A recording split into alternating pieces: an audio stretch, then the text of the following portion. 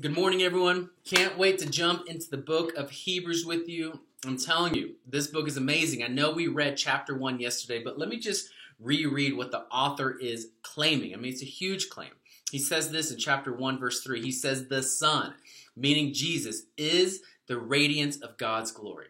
But not only that, Jesus is also the exact representation of God's being. So whoever the author is, okay, he's really saying that if God is the sun, then Jesus is the light. And if God is a thumb, Jesus, he is the fingerprint. And so why is he doing this? You see, we don't know who the audience is or where they live, but it's obvious that the people he's writing to, they're Christians who are being persecuted. They're Christians who are being imprisoned, and many of them are actually walking away from their faith. And so that is why the author structures the book the way he does. And so let me just share a little bit about the structure, as I think it'll help you tremendously in order to read the book of Hebrews. And so chapter 1, he really intros. Following that, there's a 4-part structure where he compares and contrasts Jesus with key people all throughout history, okay? And so high level chapters 1 and 2, he compares Jesus with angels, okay, and also the Torah. In chapters 3 and 4, he compares Jesus with Moses and the Promised Land.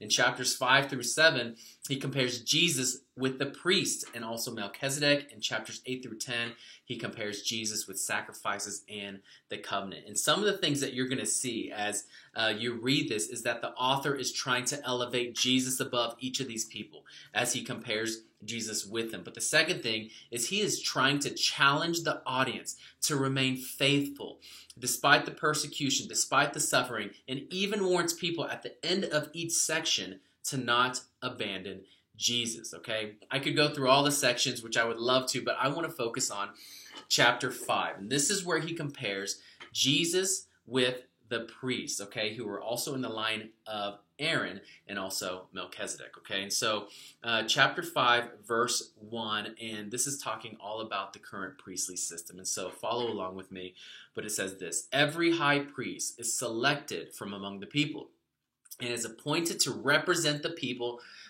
in matters related to God, to offer gifts and sacrifices for sins. He, meaning the priest, is able to deal gently with those who are ignorant and are going astray, since he himself is subject to weakness.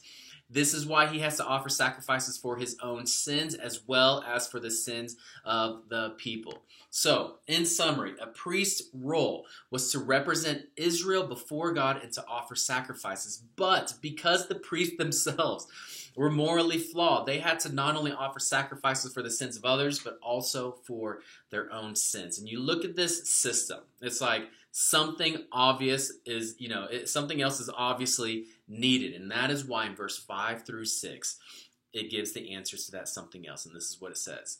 In verse 5, in the same way, Christ did not take on himself the glory of becoming a high priest, but God said to him, "You are my son. Today I have become your father." And this is where it's sharing the answer. In verse 6, and he says in another place, "You are a priest forever in the order of Melchizedek."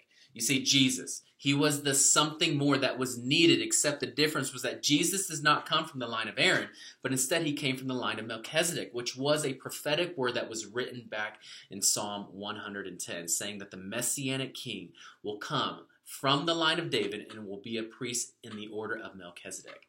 Okay, I mean, this is just huge. Okay, so leading up to this point, let me just summarize a few things, okay? Chapter 2, right? Jesus is compared with angels. And what the author is doing is saying Jesus is far superior above all previous angels and messengers. Don't abandon him. And then in chapters 3 and 4, Jesus is compared with Israel in the Promised Land. That if, because of their disobedience and rebellion, they did not enter into the Promised Land, how much higher are the stakes if we are disobedient and rebellious against Jesus? And so he again is saying, don't abandon Jesus. And so now here we are in chapter 5, and we are beginning to see how insufficient the priests are because of their own sins. But here's the thing. Jesus is the perfect priest, which means a couple of things for us. Okay, number one, Jesus is the eternal salvation and is the source of eternal salvation, which you can read in verse 9, okay? But not only that, but Jesus is the perfect mediator, okay? And so as we close, I just want to encourage you to first Worship Jesus, because as you've read so far, he is far superior than anything or anyone.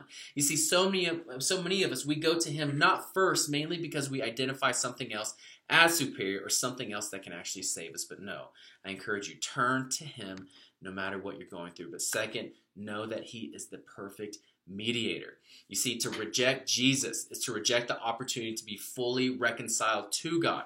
However, to accept Jesus is to accept the opportunity to be fully and completely reconciled to God. Okay. In fact, as you're diving into Bible in 1 year, and we're continuing with the New Testament, just pay attention to the life and character of Jesus, because to know Jesus is to know God. Okay. So all in all, I want to close with how I started.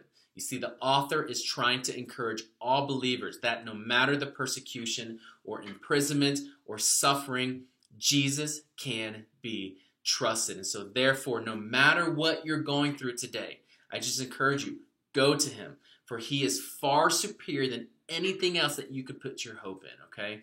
And so I'm praying for that. I'm praying God fills you with his presence and his power this morning. God bless.